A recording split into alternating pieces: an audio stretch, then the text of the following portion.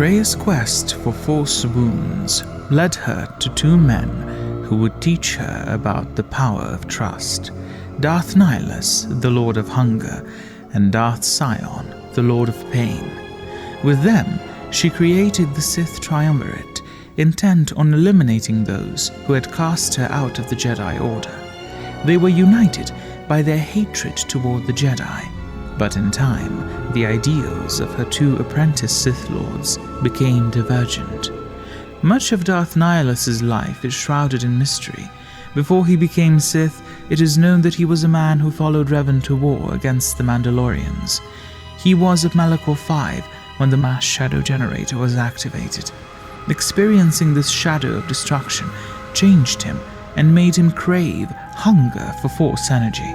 He became a walking wound in the Force. This illness, for lack of a better term, created a vast emptiness within his soul, slowly devouring his humanity.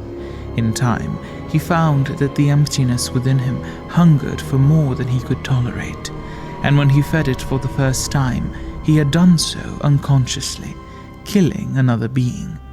Draining the Force from another living creature was a frightening, nauseating sensation, but for a brief moment it was euphoric, as it caused his pain, the illness, and the hunger it was causing to disappear.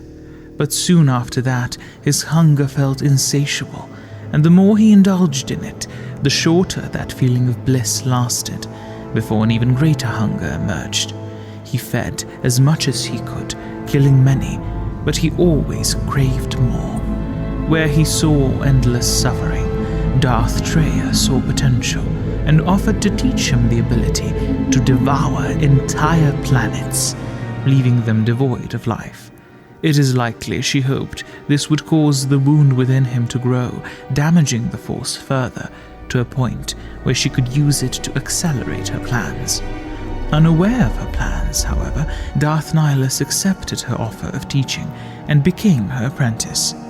Darth Sion, much like Darth Nihilus, was a wound in the Force, but a relatively different one, his body holding the capability to suffer immense doses of pain and damage, and yet refusing to fall apart and die.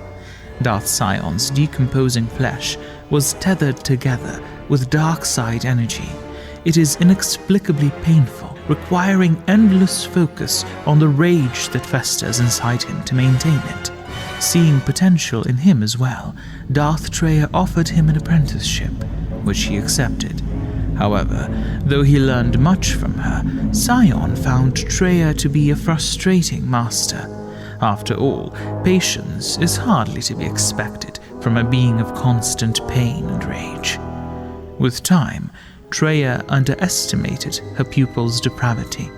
After she taught Nihilus the ability to devour entire worlds, and after Sion started to grow weary of her teachings, the two apprentices united against her. Darth Nihilus stripped Traya of her powers through his dark abilities, allowing for Sion to...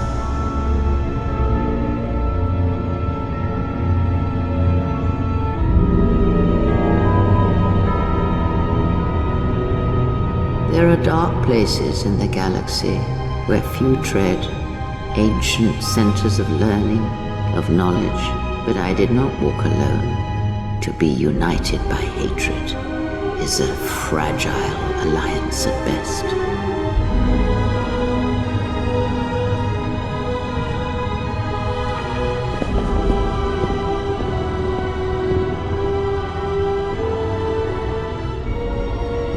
My will was not law. There were disagreements, ambition, and hunger for power.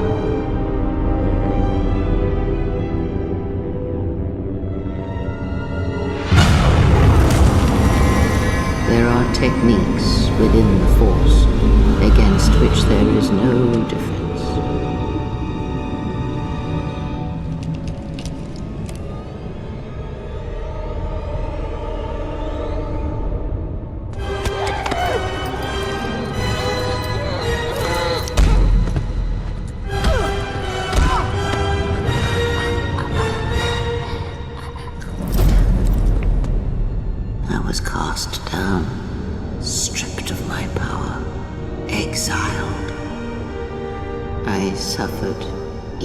dignities and fell into darkness. After that, Darth Nihilus became the Dark Lord of the Sith, and Traya had once again been betrayed, first by the Jedi, and now by the Sith. Darth Sion and Darth Nihilus began an assassination campaign against the Jedi, intent on purging them from the galaxy.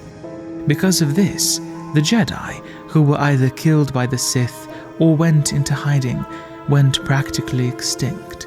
Now exiled by the Sith, as she had been by Jedi mere years ago, Darth Traya assumes her former identity as Kreia. She leaves Malachor 5 and returns to Republic space, set out to carry her initial plan to its end. She continues, seeking out other wounds in the Force. There's much speculation on how Kreia regained her connection to the Force after it was severed by Darth Nihilus, and also how she escaped her two former apprentices. One theory suggests that Darth Nihilus didn't entirely sever her connection. He was a creature that devoured the Force energy from its victims, leaving them dead as a result. Nihilus and Sion likely wanted Kreia stripped of the Force, exiled and left alive as a final act of humiliation. However, for Darth Nihilus, this was likely the only time he consumed the Force from another being, with the intent on leaving them alive. Thus, it leaves the possibility that the connection wasn't entirely severed. Regardless of what exactly transpired, in the end, Kreia was betrayed, cut off from the Force, and exiled. Plans are fragile things, and life often dashes expectations to the ground. Kreia's search would guide her to yet another wound in the Force, brought into existence by Revan's mass shadow generator.